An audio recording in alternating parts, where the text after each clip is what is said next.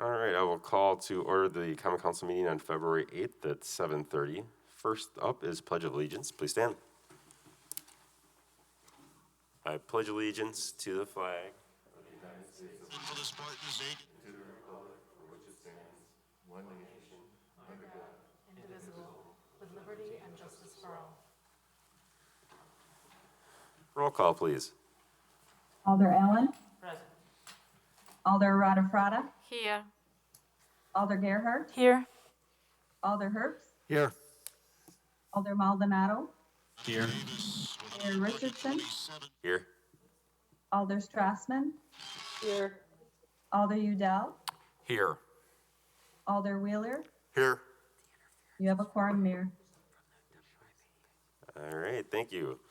All right, first up, public appearances, non-agenda items, new appointments. We have the public hearing on the mayor's proposed ARPA TID closure investment plan. I can open the public hearing. I have no one here to speak. So obviously the public loves it, and we should just pass it as is. All right, so seeing nothing, I can close that. I do not have anything else for non-agenda items. I know there's one or two new appointments next month, or next meeting in a couple weeks. So look forward to those. And we can go to the consent agenda. So moved. Second. Seconded by Dave, I believe. Anything that anyone wants to pull out of the consent agenda and do separately? Seeing none. All in favor of approving the consent agenda, say aye. Aye. Aye. And opposed, nay. That is approved. Administrator's report.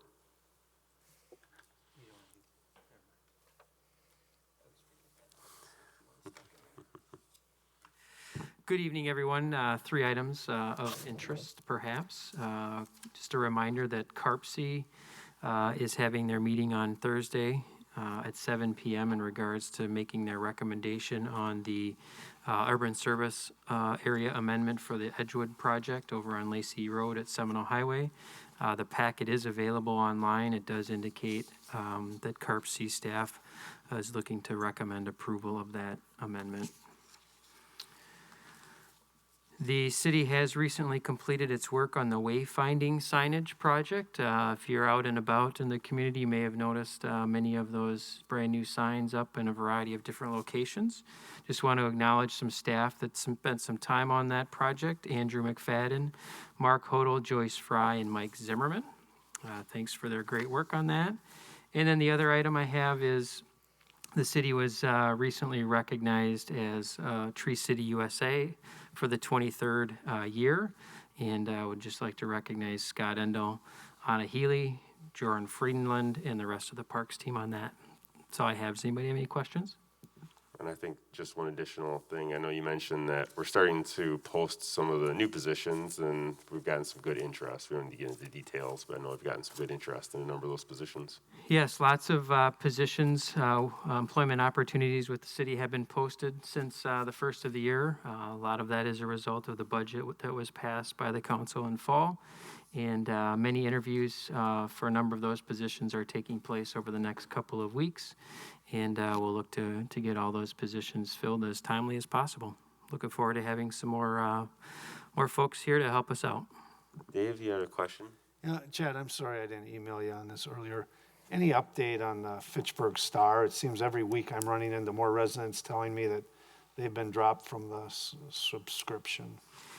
Yes, so I've been working on trying to come to a resolution on that, and the latest update is they have ceased delivery to approximately 450 addresses. They have declined to provide a comparison of the list of addresses pre-decision to drop those addresses and to where they're currently at, so I cannot tell you which addresses were specifically dropped. We do know they dropped the 53575 zip code, which is Oregon.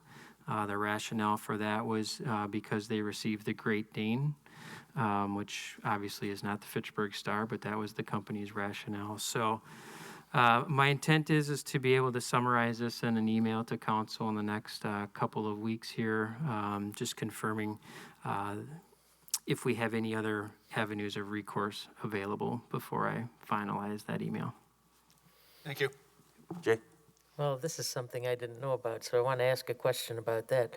Um, When, so there's a long history behind that, but at one point before I left the council previously, we were actually covering the postage for mailing those out. Is that still happening?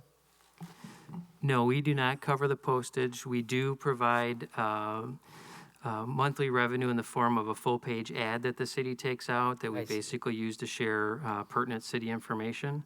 That cost is approximately $1,400 per month. And that's basically our I guess, revenue generation, if you will, for the Star. All right. The other comment I wanted to make was on the Tree City USA designation. It's become kind of routine here that we just get it every year. But back when we first got it, it was a big deal, and it's an important milestone that this city has continued to be dedicated to making that happen. And so, I want not just the Parks Department, but the Public Works Department and all the other members of city staff that put pieces in to help make that happen. It's an important thing, and I think it's one of the things that does separate us from a lot of our neighbors. So I just wanted to mention that I appreciate city staff continuing to be dedicated to making that happen. Julia, go ahead. So when the city will send a postcard to inform the resident of the change of the polling station? So that will be sent more closely to the upcoming April election. We did not have any primaries, so I can certainly follow up with Tracy to find out when exactly those postcards will anticipate hitting the mail. So it's going to be only one time? Correct, yes, one time. All right. Seeing nothing else, we can move on to Plan Commission. Randy. Okay, very good.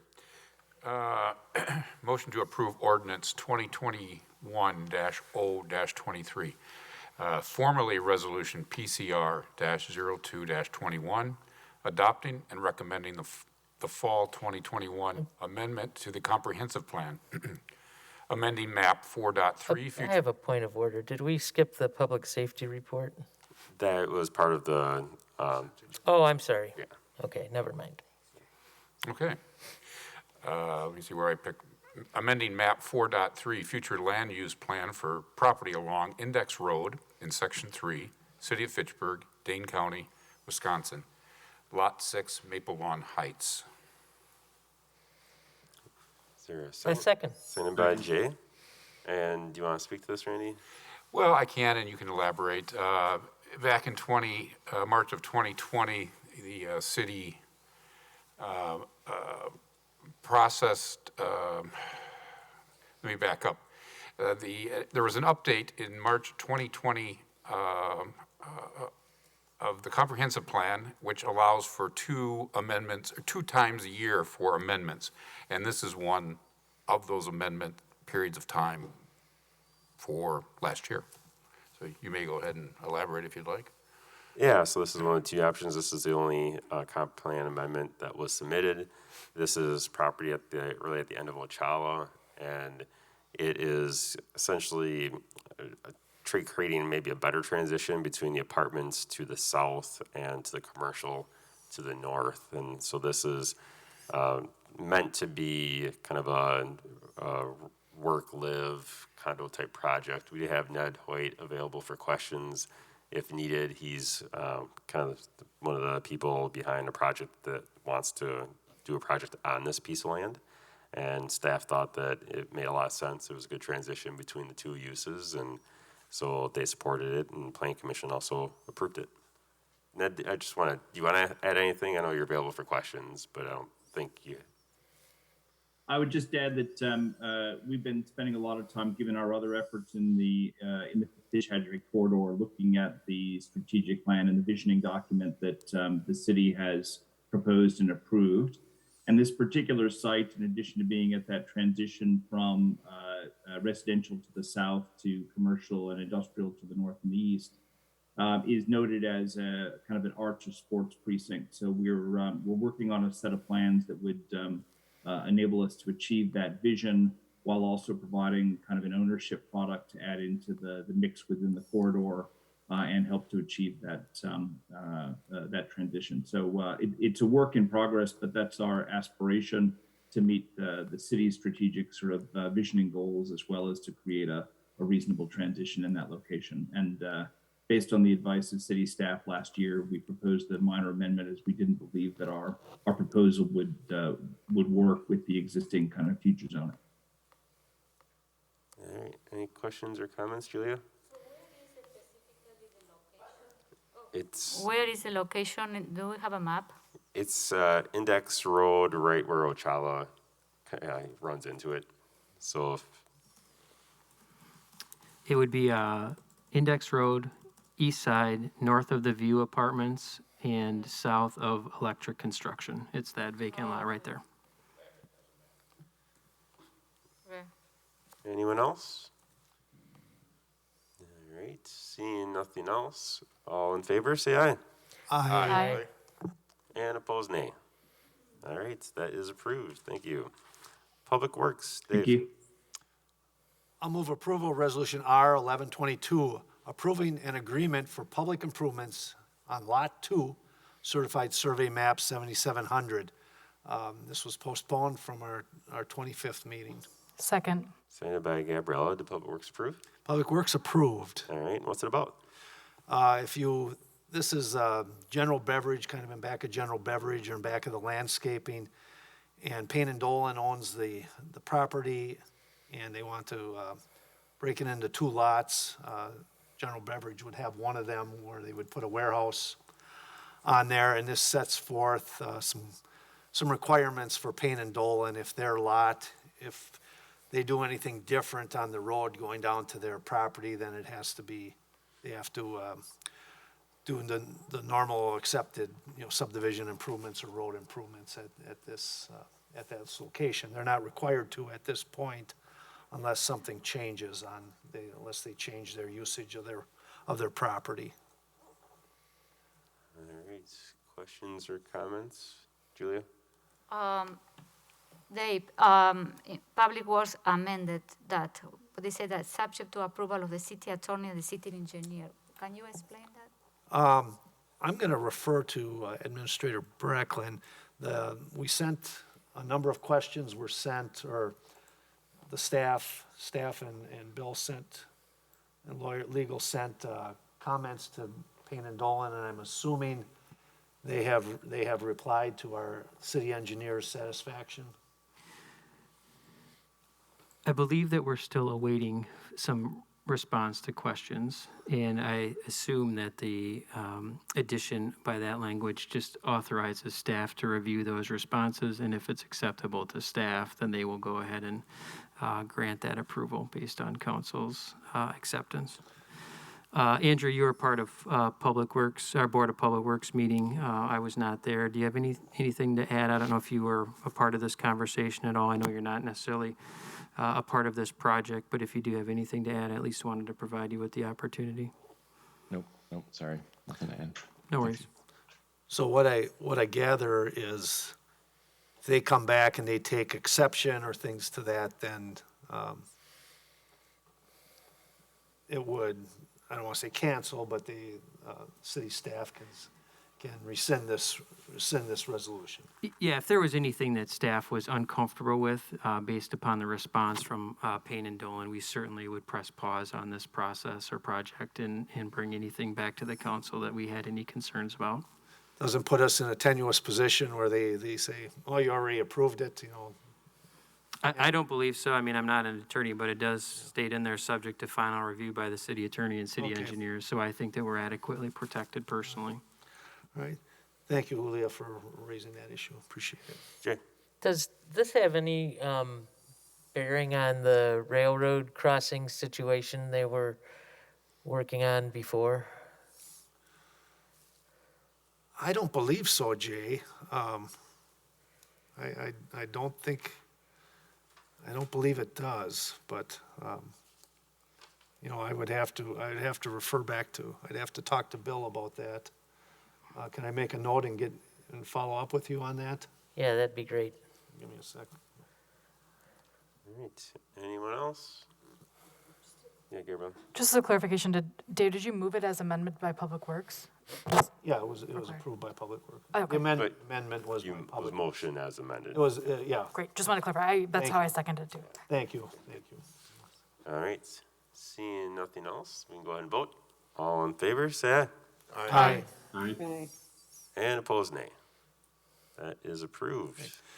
Next, I move approval of Resolution R 1422, approving Uptown Area H Pond Design Contract with R.A. Smith.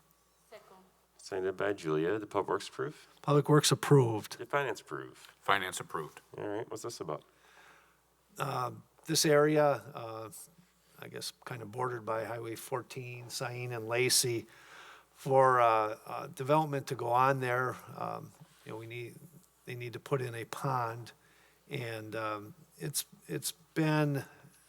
hasn't been really routine. You know, some concern that this was a wetland, and there were a number of hoops to be jumped through, and the water level is high, so actually we'll be raising the sides of this to get enough capacity in there to get the water in. But basically, there's development that is planned right now, and the pond has to be in for that to move forward.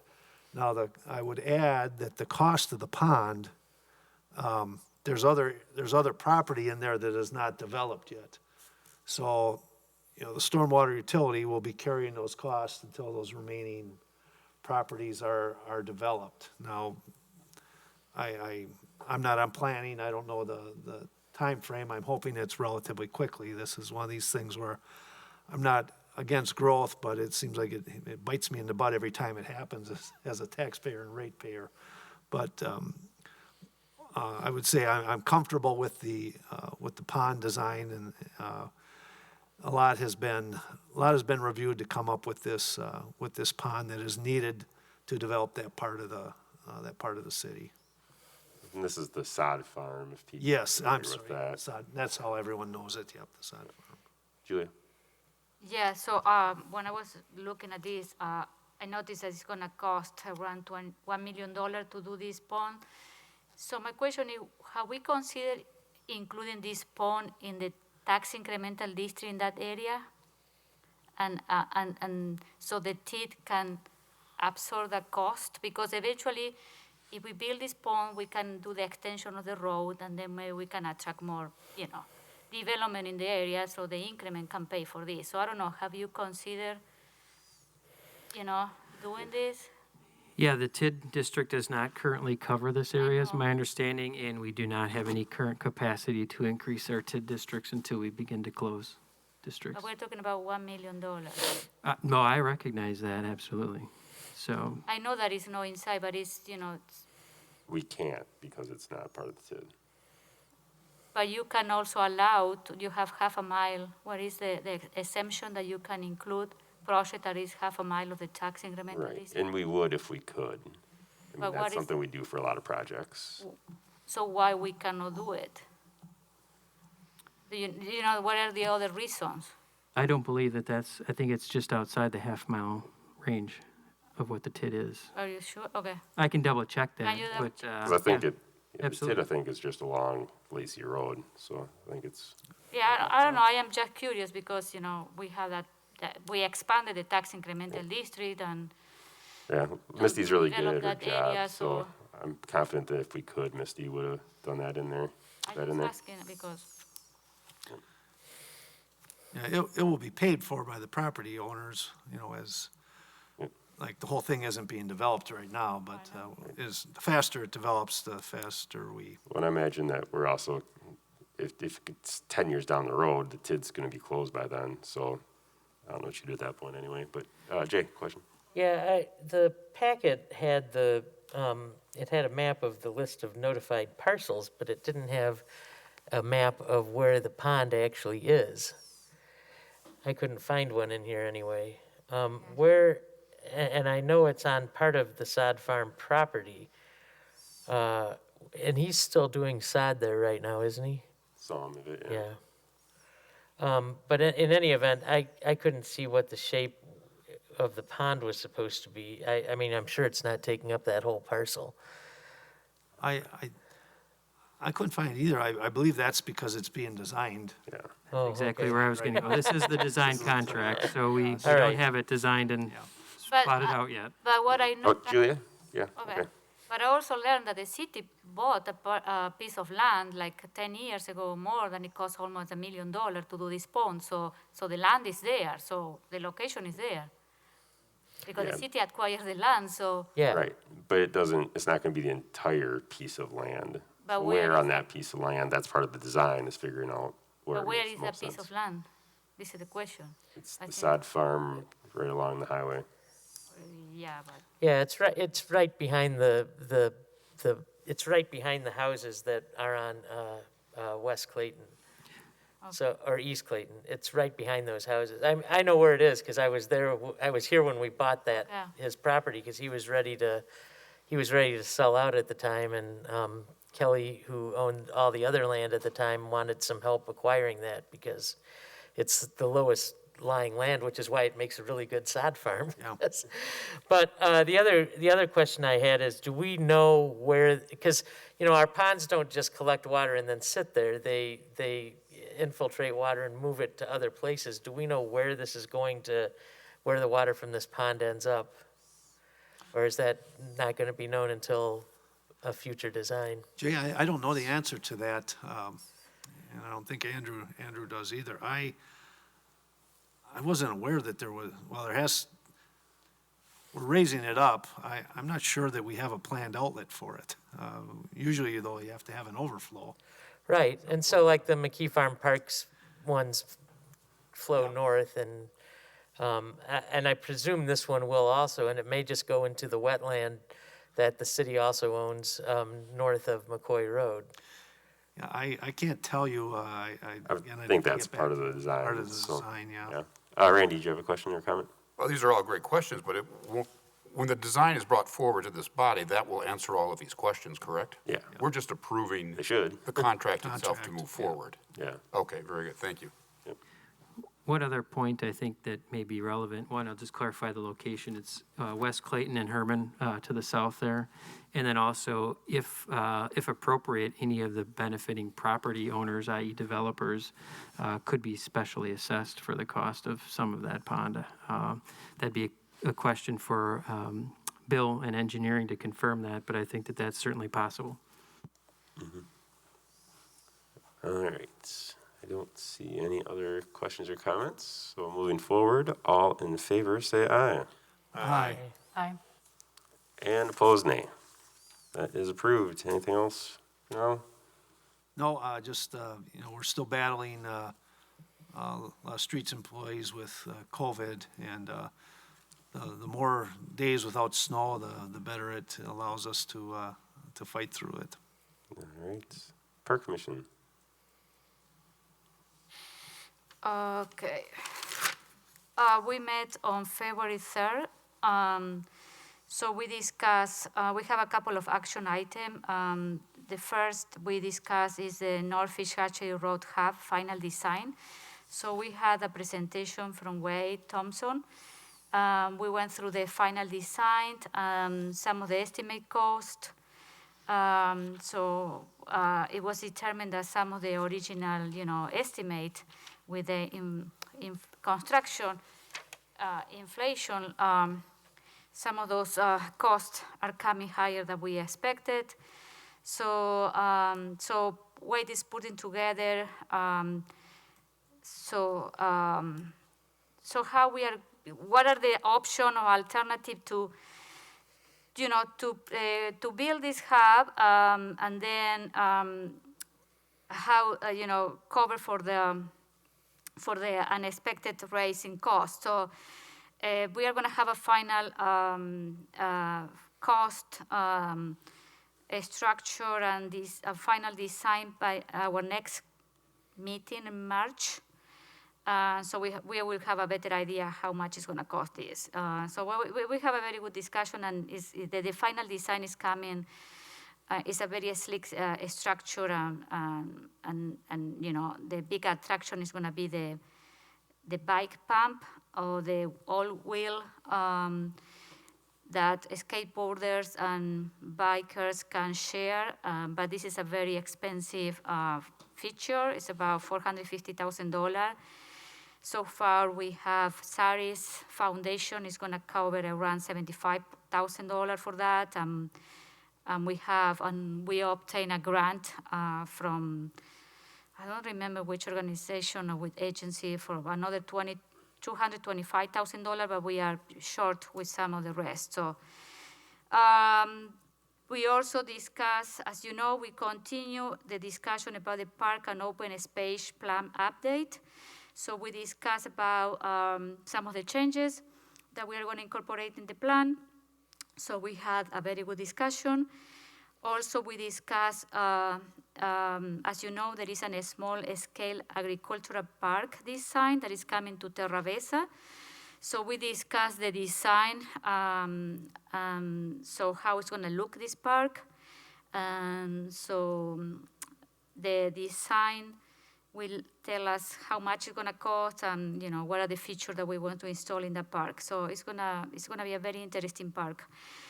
And then we approved the resolution R-18-22 that is adopting the ARPA TID closure investment plan. So we have a very good discussion there, and some of the park commissioner brought some items that they would like to see in the ARPA TID investment plan that I want to put together in the name of the Parks Commission. So also we discussed, there was an issue with some tree removal in Mago. So we have a couple of neighbors that they show up to discuss about this. And then Scott mentioned the upgrades and updates on some of the playground in some of our park. Mago and Hillside Heights, they're going to have new playgrounds. Then we discussed the inclusive playground update.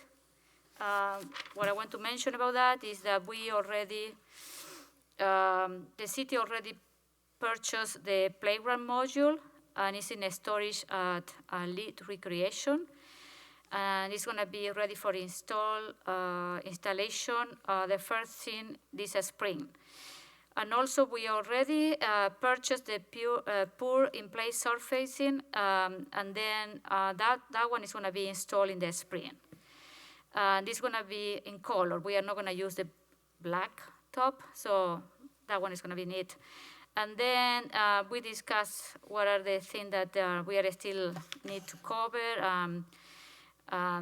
We need to put like a concrete sidewalk around and connect it to the splash pad. But then we thought about also put like some fencing around the park, but we don't have the funds yet for that. So that one is going to be eventually. So, and then we discussed the other park is coming. That's going to be designed is the Stoner Prairie Park planning. We have an update on that too. And then we are going to, for next meeting, we would like to discuss the park designation or park naming policy that the city has in place, because we have a couple of parks that we need to name, and we want to be sure how to do it. And what is the policy? There is a policy, and we want to follow the policy and be sure this policy is updated, or we need to make some changes. So that's it. So it was a long meeting. It lasted like almost 3 hours and a half. All right, library board. Okay. We don't have a report. No. Okay. Commission on Aging model, Dave. I don't have anything. We're meeting on Thursday. All right. RCC. We meet next week, February 14th at 6:30 p.m. All right. How about TTC?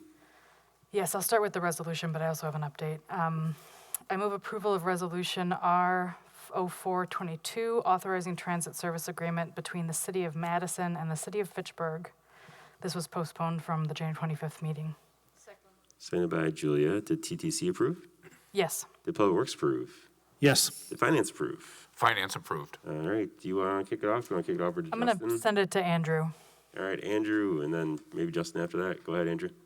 Yep. Hi, everybody. Yeah, as the mayor noted, Justin's here, the general manager of Metro Transit, to support any questions, and can also provide more insights on the Metro side. So this is an update to the 2015 agreement. Currently, it has been auto renewing each year annually with Metro for transit services. This would extend that agreement for 5 years, starting 2022 to 2026, and then be in 5-year increments after that. The big changes here are increasing the operating reserve compared to our existing agreement. Right now, it's kind of a lower threshold of 15%. That would go up to 25% minimum. So basically 25% of our annual cost would have to be in that operating reserve in order to cover fluctuations in our annual operating costs. And then additionally, we would be having a floor on our service hours. So basically what you see in the table, Appendix A, 90% of that 2022 value, we would have to maintain service hours at that level. Anything below that will still be charged at that level. Those are some of the big changes. I'm certainly happy to answer additional questions. And I will note that I did include some information in the packet relating to the network redesign. So that will be coming, so that is uploaded right now on Metro's website. You can check that out.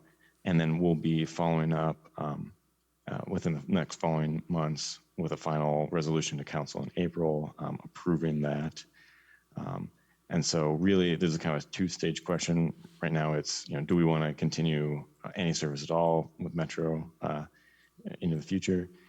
The next question will be, are we comfortable with the network redesign that would be taking place in 2023? And I should note that other partners all are signing this very similar agreement. And I believe, Justin, correct me if I'm wrong, but many of them have already signed it. Just one clarifying thing. I saw Randy had raised his hand. I'll get to you in a second. Can you just clarify? Obviously, we need to provide transit service. It's a core service. You mentioned that there's a floor on service hours. Now, I know there's some changes coming, probably, to the routes. If Madison Metro reduces the service hours, are we still on the hook for 90%, or is that only if we decide as a city that we want to reduce the hours? Right, the latter. And this question actually came up in finance. And Justin, if you want to provide more information, I think you did a great job in finance. Sure. Good evening, everyone. Yeah, so the contract, the 90% clause is really just for changes that you as the partner might make. There's a separate clause in the contract that specifically says that if Madison cannot provide the service that you're contracted for, then obviously you're not on the hook for any minimums in that case. Okay, great, thank you. And thank you, Andrew, for all your work on this. I know when we initially got into this, that we were going to have our costs doubled in 2 years, and this seems like a lot better thing for the city of Fitchburg. Randy, did you have a comment or question? Well, I had a couple. You just asked the question that I asked during finance, and which was answered. I mean, the main question, and I just want to bounce it back to Justin. I had asked about the BRT. I'm wondering if you could address that a little bit further as far as how that's going to impact Fitchburg, specifically, of course, the north-south route of the BRT. And having had an opportunity to view the proposed network design last week on the committee, I'm under the impression that the BRT for Fitchburg won't take place until 2027, but not completely true. But would you elaborate on that for us, please? Sure. So yeah, there's a lot of nuance to that question. So, right. First, as part of this particular contract, our goal with the network redesign is to replicate the number of hours that you currently have. So the service may look a little different, but it's our goal to keep the cost the same.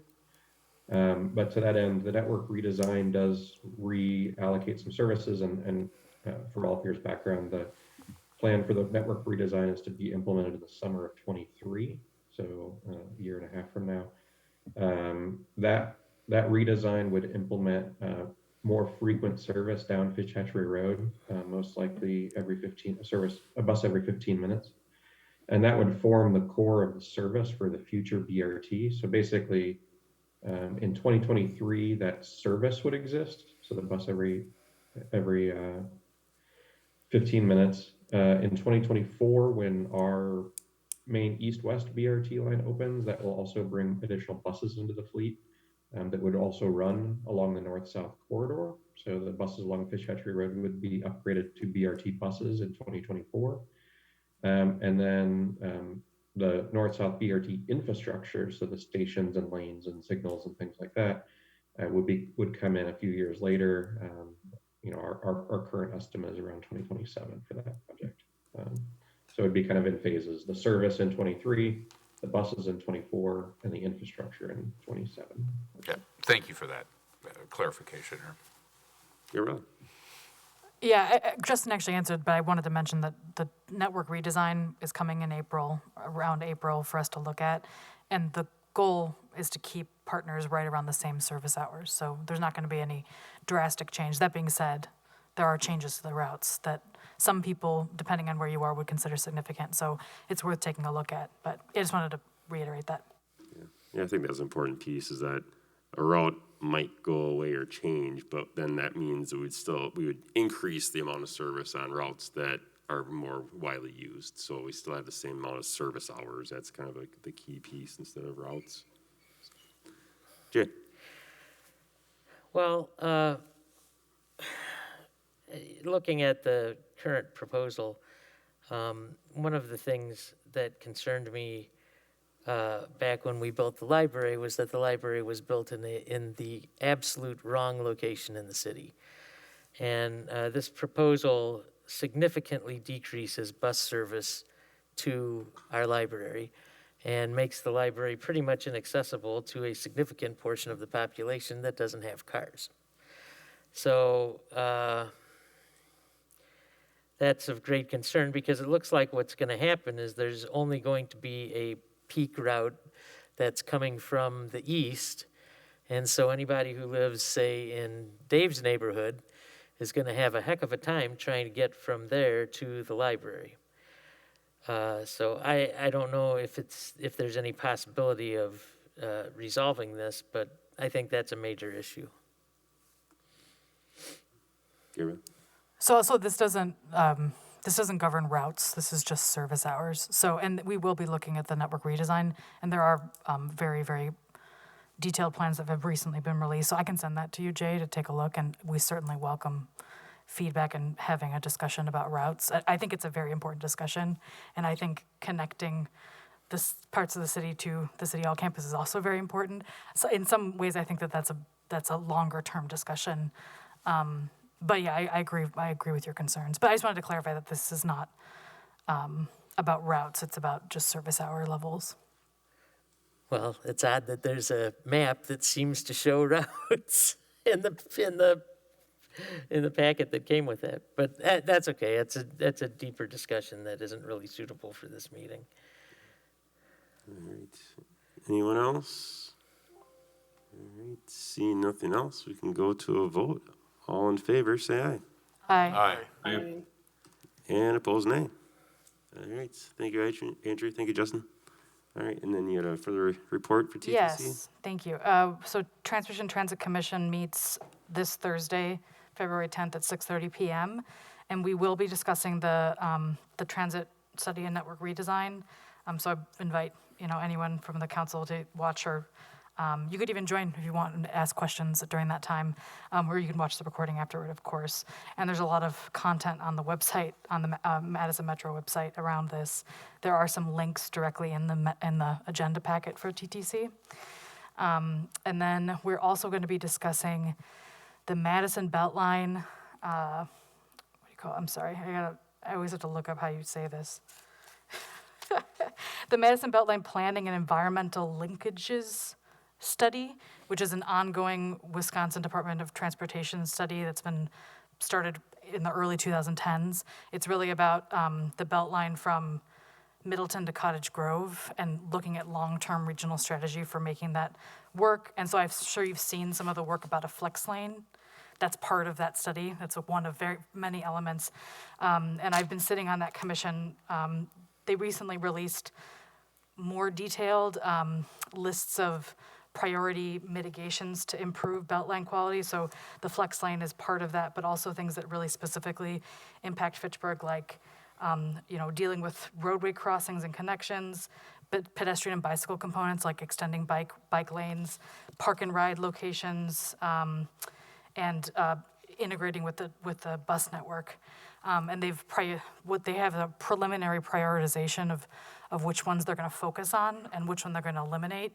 Some of the Fitchburg relevant components are being prioritized, but we had a discussion about that recently. We're going to talk about it at TTC so that we can have some feedback on it before both me, Bill Balke, and Andrew McFadden submit a feedback form on February 17th to the commission for consideration. But as it currently stands, there are some particular elements that directly affect Fitchburg and would help the traffic situation in Fitchburg that are already higher on the priority list. So I've been pleased to what I see. And I don't want to get into details, but I am happy to give more details if you want, and happy to answer some simple questions. But we will be having a discussion on that. And if anyone's eager to see more information, I would be happy to do that. But you should know that survey is due on February 17th, so there is somewhat of a timeline. There's a time crunch. And then, I'm sorry, it sounds like Jim might have a question, or someone might have a question related to that. Dave has a question. Oh, I was going to, Board of Public Works members are also filling out that survey, and, we have to have it. We told Bill we'd try to have it done by the end of the week if possible, or early next week. Did you discuss it at the last BPW meeting? Yes. Okay, great. I haven't had a chance to look at it yet, but I will. And it's all part of the broader discussion, so. And feel free to reach out, either of you, if you have feedback for me prior to TTC. Sorry, that is a long-winded way of, let's get back to it. And then we'll also be discussing the resolution that was referred out today, R2422, which is the relocation order in TPP related to the reconstruction of Zion Road from Aurora Avenue to McCoy Road. So that's also a pretty big project that's on the horizon. We'll be discussing that, and that'll come back to council, I believe, the following meeting, but it's in the consent agenda for today's agenda packet. And that is all I have. Jim, do you have a question too? Yeah, either Gabriella or Andrew, could you just explain for the audience out there what flex lanes are on the Beltline? Yeah, I mean, Andrew can feel free to jump in, but basically, you may have noticed on the Beltline that they're actually they're rebuilding it so that the marginal lane, the lane that's kind of the excess, can during peak hours be used as an actual traffic lane. That has not been, a lot of that construction has happened. It has not been launched yet, from my understanding. And I know a lot of people aren't I don't use the Beltline very frequently anymore, like I used to. That's probably true for a lot of people. But what to do with that flex lane, how we use it, when it's used, whether or not it's extended, whether or not we choose to actually expand the Beltline permanently or just use the flex lane, or maybe use the flex lane permanently as a lane, all those things are part of that study. And those decisions will be made soon. And actually, I didn't mention that I think there will actually be a public meeting sometime in April. It has not been scheduled yet, but that's when they'll have a little bit more information about what they may move forward with. So that'll be an interesting touch point too. And obviously it's regional, but it very much is connected to how Fitchburgians, commute in the region. I hope that answers your question. Yeah. Unless I heard there was some technology that they were waiting to come in with all the manufacturing chip delays and stuff like that. So this spring is when they're looking to launch that at some point. Let's see. Moving on, CETA. I'm not sure who's doing the resolution here. So we met on January 27, and it was a joint meeting with the Housing Advisory Committee because we discussed one of the resolutions that we need to approve tonight. So I move approval of resolution R-17-22 is extending the life of the tax incremental district number 6 by 1 year to fund a rent-to-own townhome workforce housing program and capitalize a Fitchburg housing revolving loan fund. Second. Submitted by Randy, maybe? All right. Did CETA approve? Yes, we approve. Did Housing Advisory approve, Joe? Yes, they did. All right, and did Finance approve? Finance approved. All right. you want to speak to this, Julia? Yeah, oh, sorry. So this is something that we have been talking for a long time about the TID closure and maybe to keep 1 year open the tax incremental district to absorb that increment, and with that increment use it to fund the housing fund. As you know, we approved a couple of weeks ago, or months, I don't remember, that project, the rent-to-own townhome workforce housing program was a pilot. So the idea is that keeping the tax incremental district open for another year is gonna build another $2.7 million, and the rent-to-own townhome workforce program, pilot program, the city funding for this program, it will be around $2 million. So what we are trying to do here is to extend the life of the TID for one more year, so we can have that increment to fund this housing fund, and then we can be able to fund this pilot program. So I don't know, Misty, you are there, so you want to add something else? Misty, you wanna go ahead? The only thing I'd say is that at this point, since the TID project costs are all complete, this would be the time we would normally close the TID, but we do want to do this extension to keep it open. However, we do plan to close it relatively shortly thereafter. So assuming this is approved, you'll see another resolution for me completing that closure in March. Misty, just one quick question I had, and this is, a brilliant strategy I've been advocating since I co-chaired the Housing Task Force. Do we really need to designate how we're going to use those monies? I mean, those are obviously high priorities and things that I think we're going to do with that money anyway, but do we need to actually designate the rent-to-own townhome and the revolving loan fund now? So we do need to specifically identify what project we're going to use the money for. So we use that as kind of our key, and then we also left some additional vague language in the resolution to say that other priorities identified in the housing plan may be done too. But that is part of the statute requirement to be specific. Can I add something that is there? Yeah, we need to allocate at least 75% of the funds for affordable housing. So that one is one of the. Yeah, I know it's for affordable housing, but I didn't realize we had to do specific projects. So, yeah. Other questions or comments? Dave? Is it TID 5 we're closing with along with the ARPA? This is the one. How is that? How do I resolve that? That we're It's the same one. same one, so then explain this to me how, because we're voting to implement this, that spending plan, and this isn't gonna be closed, so we won't have those funds available.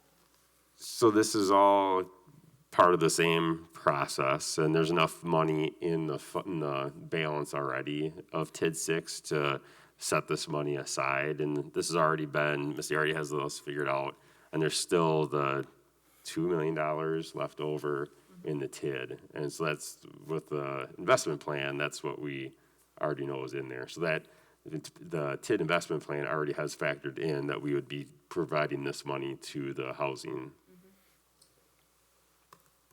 Jim? And Mike, correct me if I'm wrong, but this is only phase one. This is just saying that this money is available, and all of a sudden we can just go plan for this, because you still got a feasibility study, you got the site and economics. That's going to come back probably in March, when we get more information and we finalize a little bit more, narrow down the focus a little bit more. So this is just the beginning. There's still part 2 to come. Yeah, there's a lot of parts. Obviously, we got to find the land Yeah. and buy the land and decide what we're going to build, and there's a lot of pieces to this yet. Yeah. We're not voting this tonight. Dave? One thing, and Alder, I've explained my thoughts to Alder Udell once about this. If we had something like this, I think it should be a requirement that the rent-to-own people work in Fitchburg. It's workforce housing in Fitchburg, that our taxpayers, are funding. I think they should work in Fitchburg, but that's just my comment. I realize there's, Yeah, we're not gonna it's get into the details. it's now. complex, but yeah. Yeah. Details to come on Okay. what those might be. Anyone else? All right, seeing none, all in favor say aye. Aye. Aye. And opposed nay. All right, that's approved. Anything else from CETA for now? We also discussed a resolution R-18-22 regarding the ARPA TIC number 6 closure investment plan. So we discussed about, in your plan, Mayor, you already are bringing forward the Stoner Prairie neighborhood plan and the Greenfield neighborhood plan. This is something that CETA wants to, that is supporting because we need to know how we're going to grow in the next 5 to 10 years, and we need to start planning for that. The other thing that we are very concerned in CETA is that with the site selection, when other companies come to the region to look for areas where to build a headquarters or manufacturing. So we are seeing that the acreage that they are requesting is 20 acres or more. So the average could be 40. And the city right now, we don't have that type of parcels.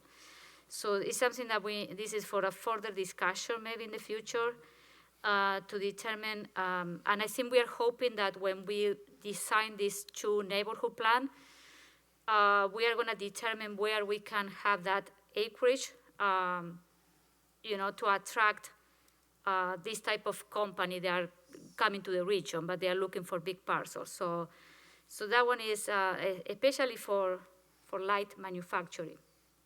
So that one are the CETA priority for,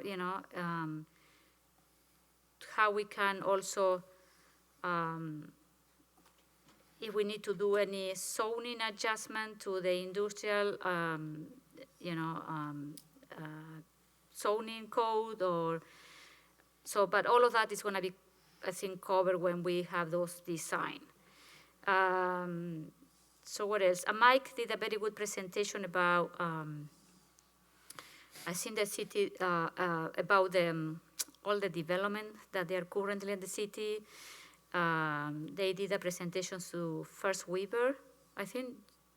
Chad, did you go there? Yeah. So it was very, I would say like a refresh of all the things that they are coming in the city. They are under construction, or all the projects that they are coming in 1 or 2 years. So that one was a good update. So that's it. All right. Ag and Rural Affairs, Randy. Ag and Rural Affairs is not met, so I have no updates. All right. What about EMS, Shannon? I don't really have anything to report. All right. Bike Committee, Joe? Sorry to get off mute. Yes, I've got a few updates. So we met on February 1st. And the items that we covered were reviewing resolution R 1822, adopting the ARPA TID closure, as many other committees have done. It was approved. We sort of heard about different bike-related events in Fitchburg. One to note is it's Winter Bike to Work Week, starting next week, February 11th. And also National Bike Month is coming in May. And Madison Bike Week is coming in June. Just a reminder that there's a series of events that are going to be planned, mostly in Fitchburg, around biking. And that'll be coming in May and part of April as well. And then we spent the bulk of our time talking about the North Fish Hatchery Hub Phase 1 design, which Julia covered, and also talking about the Bike and Ped Comprehensive Plan, just because, it was written in 2017 and we need to kind of talk about what updates need to be made, what The bike committee wants to prioritize because it's a really, big comprehensive document, so we can't necessarily focus on everything. And, different committee members had different takes on that, but obviously that video is up on the Fact TV site, and updates on the projects that impact the bike network, which we do every meeting. So that's it. All right, thank you. Tree advisory. We are meeting this Thursday, February 10th at 4 p.m., and we'll be doing an update on the tree preservation ordinance and also discussing Arbor Day, which is Friday, April 29th. I think typically tree advisory during normal times does an event around either Arbor Day or Earth Day. So I'll let you know next time what we're doing. All right, landmarks preservation. Nothing to report. All right, what about housing advisory? Just the joint meeting that Alder Radefrada mentioned, we joined for the first half, or for the first quarter of it, to talk about the TID ARPA closure. All right, great. Healthy neighborhoods. We are meeting tomorrow. All right, exciting. I can't wait. All right, finance committee, Randy. Finance, approval of bills, detailed review of all checks issued, checks 122988 through 123102, for the period of January 16th to the 31st, 2022, totaling $2,338,310.38. Next, detailed review of all ACH payments, January 1st to the 31st, 2022, totaling $604,967.51. And then the review of all P-card transactions for the cycle ending January 6, 2022, total $194,805.80. That was the review of those various accounts. Moving on to resolutions and ordinances. Motion to approve Resolution R-09-22, authorizing payment to Axley for outside legal services in 2022. Second. Sent by Jay. And do you want to? Yes, basically the city uses Axley for outside labor legal services. We have a long-standing history with the firm, and the resolution is a pre-approval for services for the year of 2022. I'm not sure if Misty wants to elaborate, but I believe, Misty, you can correct me, I think it's actually for a couple of things that we know we're getting sued on, and so we need representation for. Is that correct, Misty? So this is our labor attorney. So it is pretty much anything that comes up an employment law standard. So we are hopefully getting permission for $30,000 for the year, regardless of what specific project it is that we'll end up needing their help on. Questions, Julia?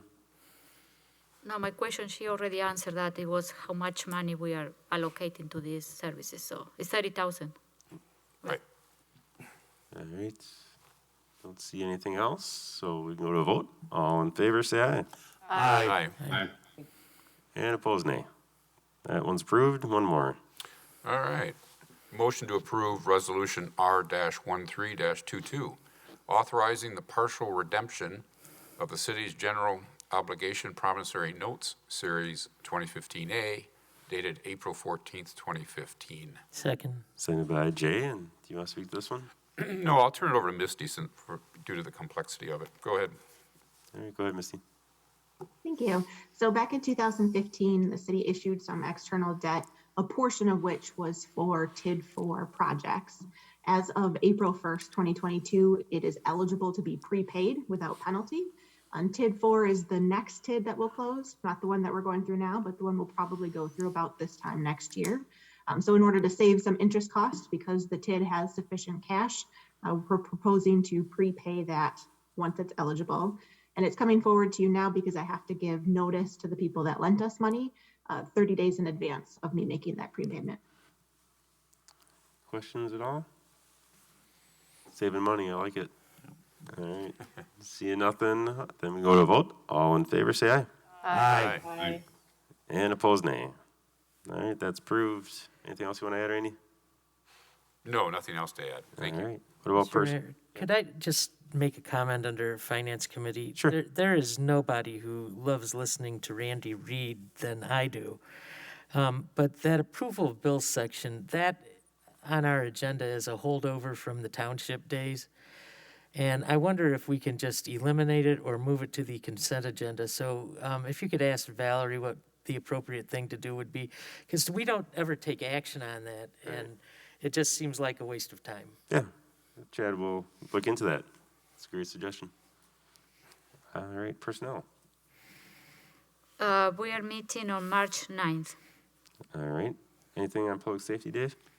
We approved 3 operator licenses, all new, 2 for Barriques, 1 for O'Connell, and we also approved the resolution R 1822 adopting the ARPA TID. It was amended in one of the whereas clauses. We approved the amended resolution, whereas clause number 6, we reference approval after we referenced the March 26th public meeting. Maybe Jay, do you remember the exact wording? Yeah, we just changed the wording of that to recognize that the public hearing on March 22nd hasn't happened yet, but it's going to. But we're not reporting that out today, so I guess that'll have to, that whenever that comes back from all the other committees, we'll see what date it is. That's all I had. All right. Mayor's report, got a few things here. One, I filled out a survey, then people are just kind of curious on mayor's perceptions of safety, kind of input, possible harassment, stuff like that, that mayors feel like they get in the job. Thankfully, I haven't had much of it, but there's a little bit. Other people get it much worse, unfortunately. If anyone's curious, you're welcome to look through that. And also, I wanted to share the permit activities from 2021 for building. We had 132 single-family houses built last year, 30 duplexes, and 304 apartments. So thought that was interesting. I want to share that as well. And then other than that, I did talk with staff earlier today. The past couple of years, because of COVID, we've had restaurants able to kind of have an expanded outdoor seating area. And much like Madison just announced, that's something that I want to keep offering, but instead of doing this kind of a one-off special thing, if restaurants want to keep doing this, which is great, I just want them to permanently change their where their footprint is, essentially, so that they don't have to keep coming back every year and getting it reapproved. If they want to do it permanently, cool, go ahead and do that, and we're going to work with the businesses to get that done, and so that they don't have to worry about it from year to year. They can just say, like me and Julio, we're just going to have a bigger outside seating area going forward, and this is what it is, instead of just this kind of one-off special thing. So I think it's a great thing that a lot of businesses have taken advantage of and has been really helpful for them. So I want to make sure that they keep doing that, and staff is going to help them with that. So those are the things I have, and since it is February 1st meeting, we'll start with District 3. Jay? I don't have much to report other than that residents of my district want to thank Public Works staff for the mild winter that we've had and for the lack of snow, because it's all a pain in the butt when it does happen. So we want to thank them for the milder weather. All right. Shannon, anything? Nothing to report. All right. Jim? Nothing to report. All right. Randy? No, nothing to report. All right. How about Joe? You want to go next? Yeah, so one thing, it's not super new, but there's actually a barber shop in District 1. So it's right next to the Liquor Town. It's called Lenny's, Lenis. So just folks to support local businesses. If you need a haircut, go to that. It's over on Williamsburg Way. And I know people who've gotten a haircut there in the past, and they have good feedback to say about it. The other two things I wanted to share, they're not specific to District 1, but it's just sort of some events that folks might be interested in that are virtual. There's been an ongoing, it's called a Black History Education Conference. It's been going on for decades. It's sponsored through the UW-Madison School of Education. If you Google it, you should be able to see it, but there's actually a youth component of it, a student strand, and it's going to be February 19th from 10:30 a.m. to 3 p.m. There's also going to be a youth justice event that's going to be coming up on February 18th. The title of it is The Impact of COVID on Youth Justice. And I had the information in front of me, but I don't have it at the moment. I'm sorry. But yeah, that's another event that's going on, and I'll email those out to folks in the district and put it on my social media. All right, Dave. Two things. One, thanks to the parks. They were out there Saturday. Our skating rink in Jamestown Eagle is beautiful, very fast, too fast for an old guy like me, but I still tried it out.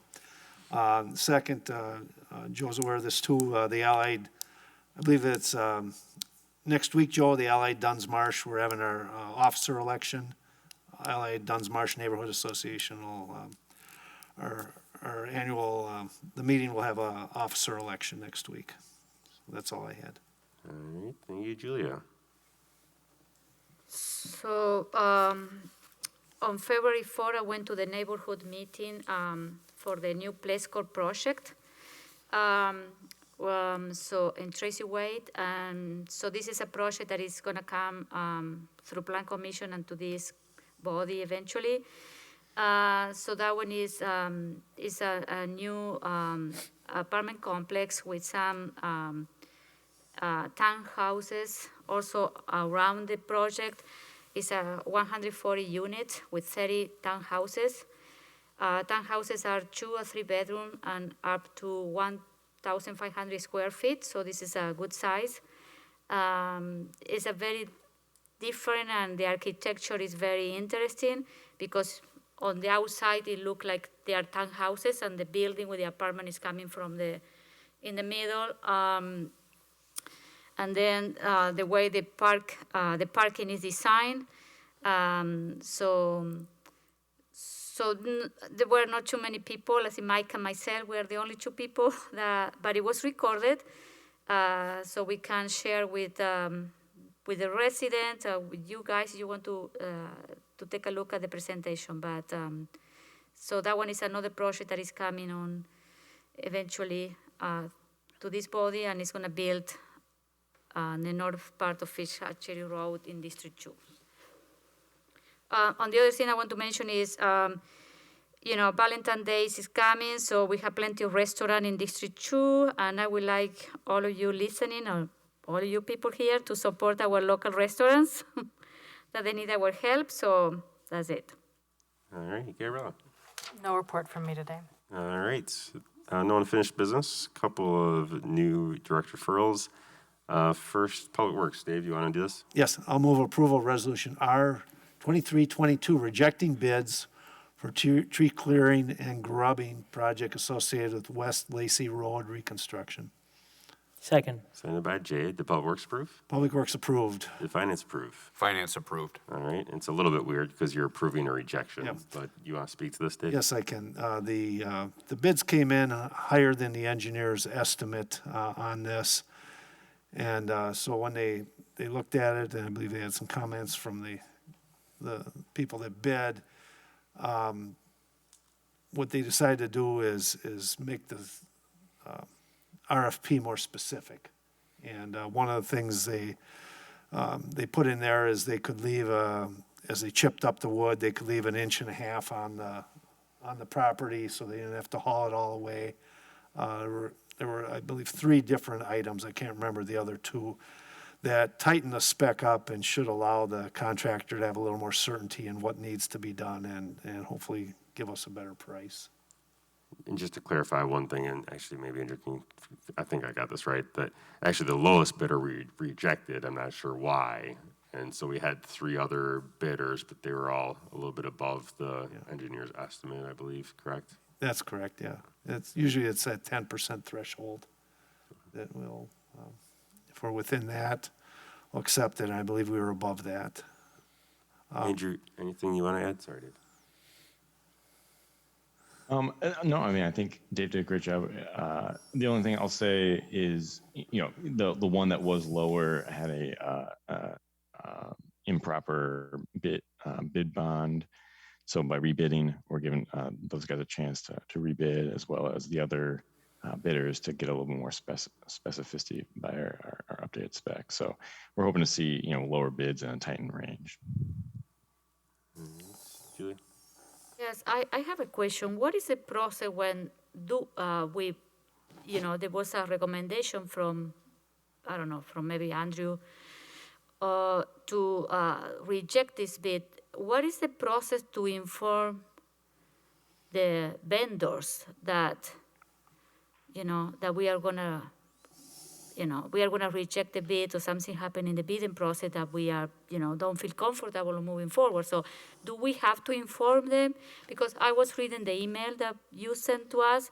So this is what it said. I want to know if there is a process where we, as a city, we need to inform them, and they are not surprised to see in the agenda that, oh, by the way, we are going to reject the bids. What is the process? Andrew, do you know what that is? Yeah, it's a good question. So, this time with just a short turnaround, I was planning on emailing everybody tomorrow based upon if you guys approve or deny this tonight. I think typically what we do is, send out a notice to all bid holders that kind of our plan is to, reject bids or accept bids. And then it would go through the council approval process. So this time, just with the tight turnaround, it being last Friday, that we kind of made that decision.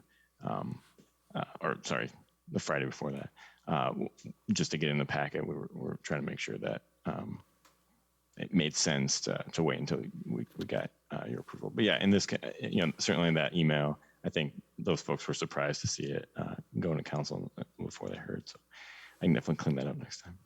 I have Randy and then Julie again. Go ahead, Randy. Andrew, when you notify the vendor that the bids were rejected, are you specific of the reasons why, or so that they understand the problem before them, or do they simply resubmit the bid then? I mean, identical to the first go around.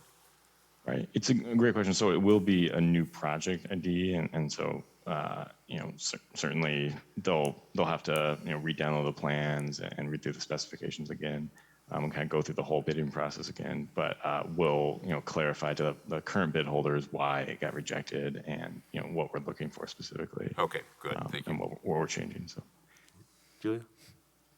Yes, my question is following that, what Randy asked you is, what about now, what are the chances that these bid holders are gonna, we send them another bid, and because we didn't notify them, some of them, maybe they are upset with us. What are the chances that they're gonna say, we are not gonna rebid because you, City of Fitchburg,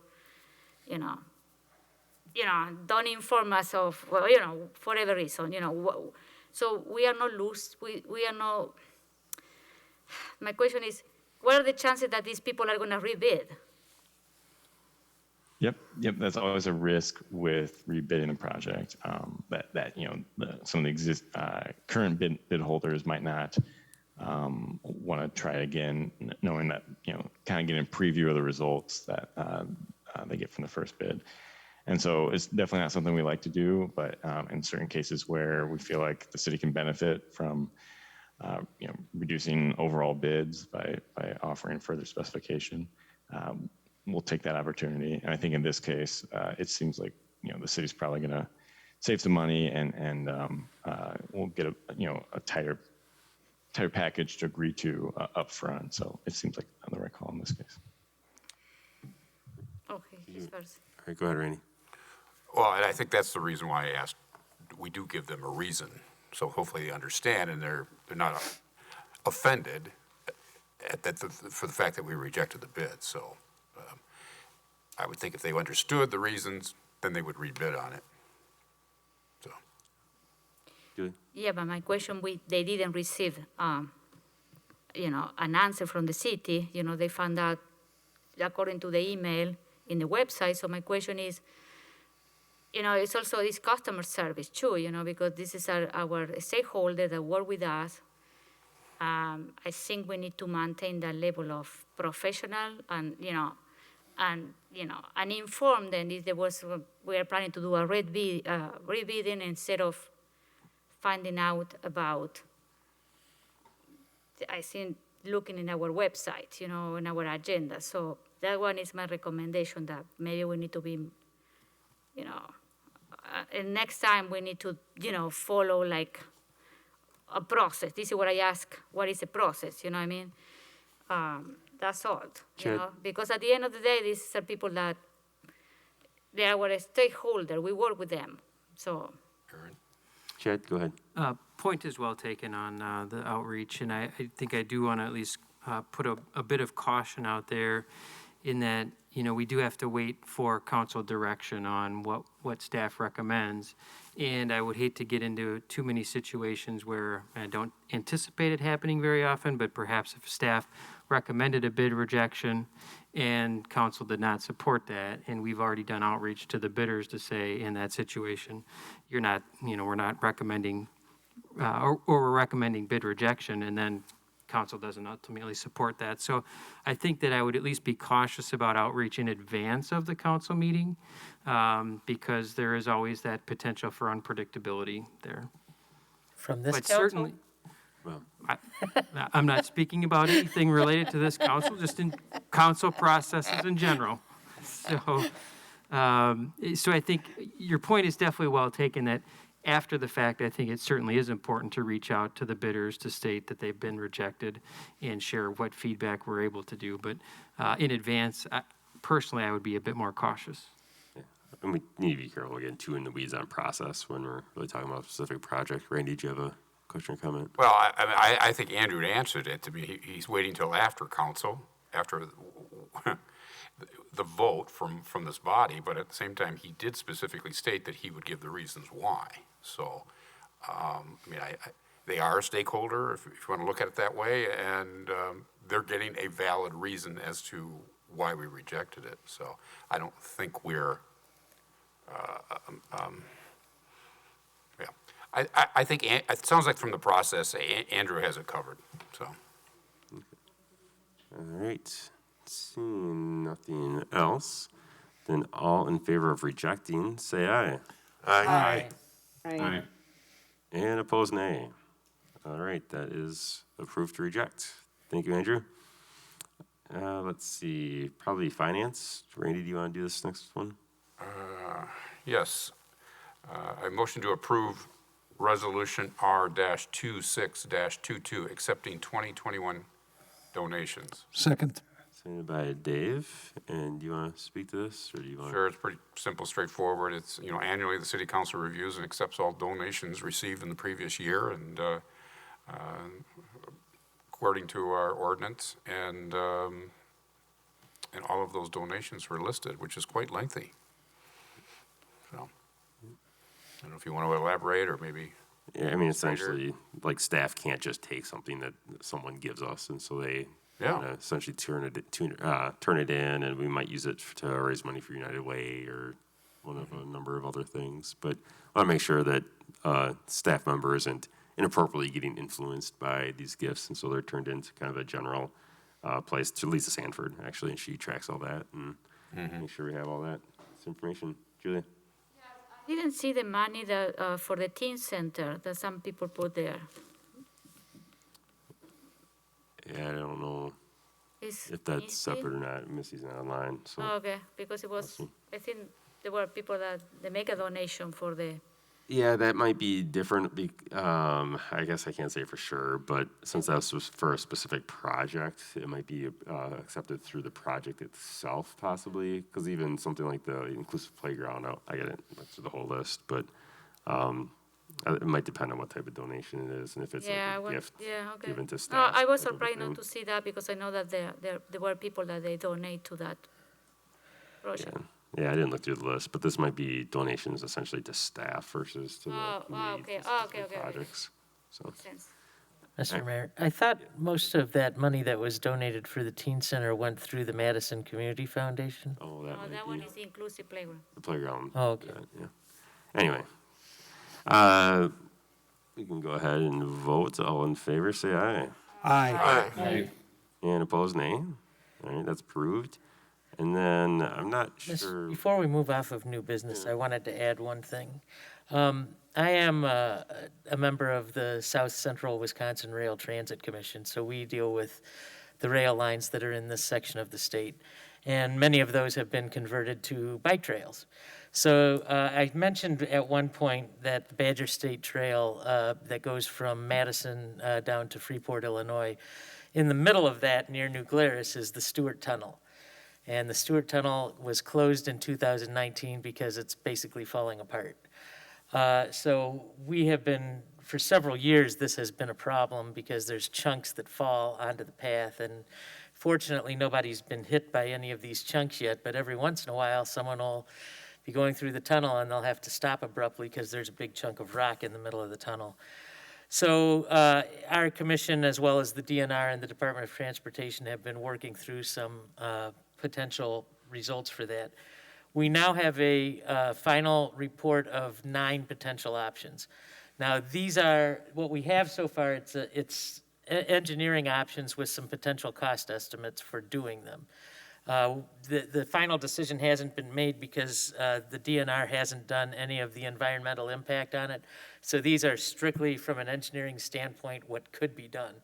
One of the things we know is that this tunnel is a pretty significant bat habitat in that area. So that the impact to the bats hasn't been examined or any of that yet. But if any of you would like a copy of that report, I can email it to you. Thank you. All right. Action on a claim. I'm not actually sure. Oh, all right, Chad, go ahead. So you see in your packet, there was a claim filed against the city in regards to a individual who crashed their bike on the railroad tracks on the bike path Capital City Trail near the McCoy Road railroad crossing while it was under construction. The details that they are alleging in the claim are obviously included in your packet. If you have any questions related to that, feel free to ask the question. We sent the claim off to our insurance company, CIVMIC, and they have emphatically recommended that we deny that claim. And obviously, it is here in front of you now, requesting approval to deny that claim. Well, do we move to approve or move to deny? It seems like we'd move to deny the claim. Right? Yes, move approval to Mr. deny. Mayor, I would move to deny this claim. All right. Is there a second? Second. Sent by Joe. All in favor of denying, say aye. Aye. Aye. And opposed, nay. All right, that is denied. Next council meeting is in 2 weeks. Next committee of the whole is in 2 weeks and 1 day. Is there a motion to adjourn? So moved. Second. Seconded by Randy. All in favor, say aye. Aye. Aye. And opposed, nay. We are adjourned.